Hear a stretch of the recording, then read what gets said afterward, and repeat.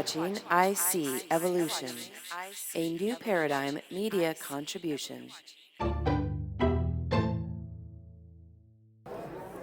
Hey there, I'm going to be telling you guys what happened in each of these lectures. I'm at the Architects of the New Paradigm in San Rafael, California. We just heard Richard Dolan, and he was talking about false flags.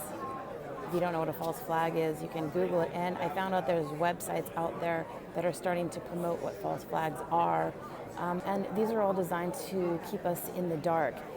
We learned a lot about different varieties of false flags that have been going on in the United States roughly since the 1930s. False flags are events that are sensational. They are designed to distract us from what is really going on.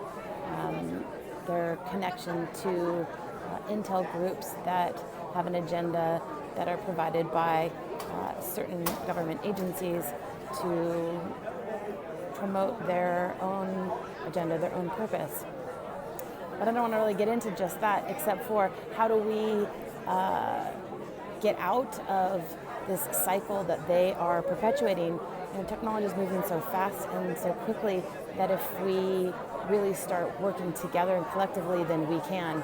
And this is exactly what he had talked about. We need to educate ourselves. We need to start really paying attention, which anybody who's watching this show right now knows that. We need to be unafraid. We need to be activists. We need to really realize and think about what we are willing to do. What are you willing to go to jail for? Because it's about that time. And we're really living in fascism designed as democracy. If you still think this is a democratic nation, you need to investigate yourself, learn a little bit more, look for these false flags, be aware of them. They're designed to really keep us small and, Patriot Act, keep us in fear so that we're not actually thinking on our own, oh no, big government's going to take care of us. And it's really not. It's actually deceiving. We need to break out of this system. And what it is all about is energy control, oil, energy consumption. And as soon as we break out of that, then we will be free from that system, not watching CNN, not watching Fox News. We understand that, not listening to NPR. Sad, I love NPR, but really also being in awareness of that information and being able to decipher for yourself what is true and what is not. Where this comes together full circle for intentional communities is by living on our own and being off-grid and really supporting each other. There is a way out because we're providing our own energy resources. We are growing our own food. We are taking care of ourselves. This is how we can separate from the system. I'm here with Richard Dolan, who I am so grateful to have met, listened to, heard. He was the first speaker here at the Architects of the New Paradigm. Kind of lost my mind a little bit after your lecture. Oh, really? Did I'm not going to lie. Wow, sorry. I was like, because I didn't know what Now I false feel flags bad. were, and I was like, oh yeah, I'll learn what false flags are. Right. So I'm going to let him tell you a little bit about who he is real quick so you guys can look him up and learn more about false flags, and then we'll talk a little bit more. Great. My name's Richard Dolan, and I've been writing books for a long time about UFOs primarily and the cover-up of that phenomenon, and mostly in a political way. And the last, my website is richarddolanpress.com. I publish books by myself and by other very interesting authors. Very interesting. Yeah, great people. So for the last year or so, I've been really consumed by writing about what are called false flags. And of course, if you Google false flags, you'll get millions of hits. You can learn about it. A false flag is, think of it as an act done by a government agency or maybe an intelligence group or some other organization that's shocking and traumatic and often violent, that is blamed on another party. These days, let's say terrorists. In the old days, it would have been communists and so forth. That's a false flag. And they're done, in my view, and the view of many people, in order to justify either passing laws that could never be justified otherwise, Right. like the USA Patriot Act and everything was followed, or to justify invasions that could never otherwise be justified, or other military actions.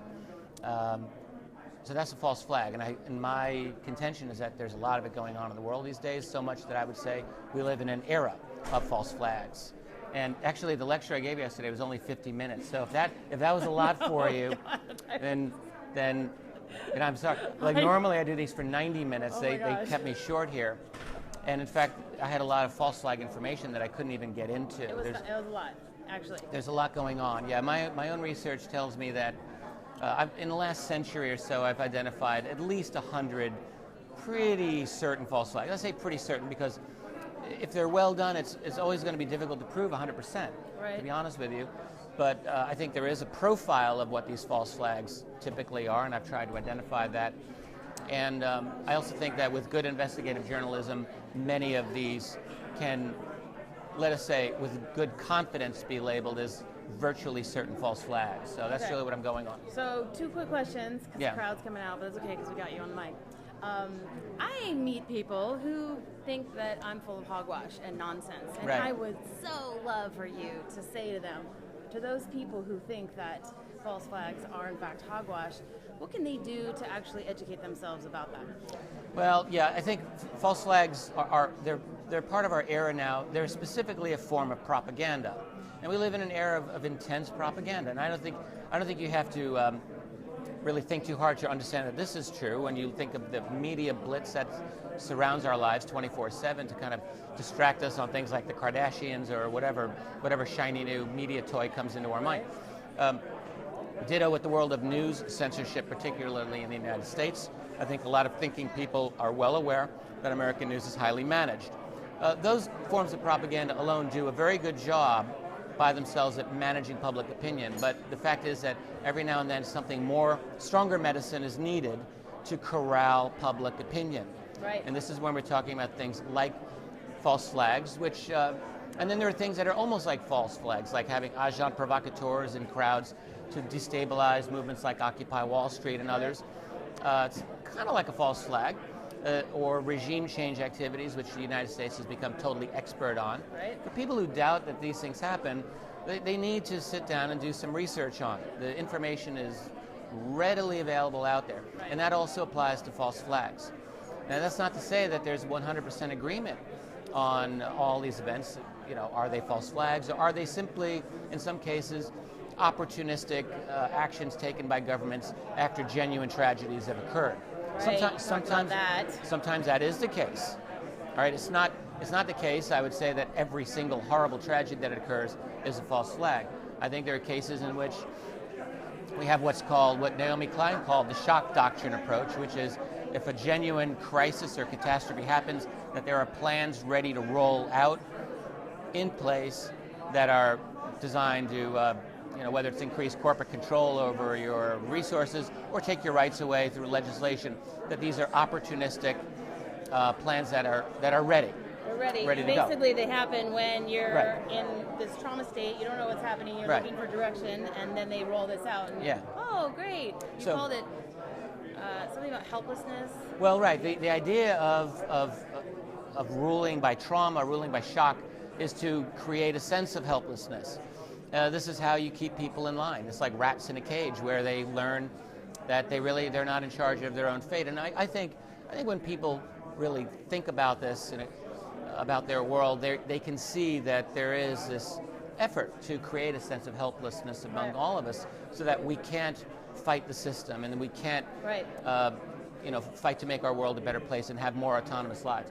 So I guess there are certain events that are genuine false flags, others that are opportunistic, evil opportunism on genuine catastrophes. And it's sometimes difficult, to be honest with you, to identify which is which. But I think that false flags are a definite part of our reality. And my goal simply in writing about it is to provide a framework of understanding.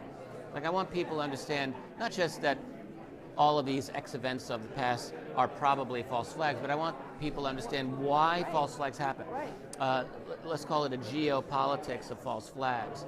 I think this is important. This is part of the work that I'm doing on this, so that we can understand why we are in an era of false flags, and also how, hopefully, to identify them as they come in the future. I think there are ways of creating a kind of a profile of what constitutes a false flag. There's certain markers that exist in many of these that we can learn about. We might have to have a podcast on this, because it's really I'd be happy to. Sure.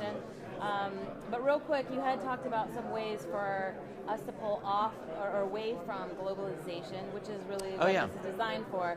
So if you could just briefly tell 3 ways, and this is on topic for intentional communities, because intentional communities, they're not buying the propaganda. They are definitely moving away from that system. And so we're not saying you have to go start your intentional community, but there are some ways that you can do it right now in your own community. One of the this is very important. I'm glad you mentioned this, because one of the reasons false flags do happen in our world, in my view, has to do with the U.S.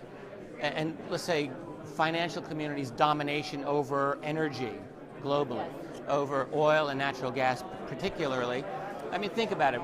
It's a hierarchical system of control in which this limited resource is controlled by a very small group of individuals who then profit immensely by it and gives them an incredible leverage over the rest of us, and also gives them a motivation for wanting to clamp down further on a police state type of an existence for us.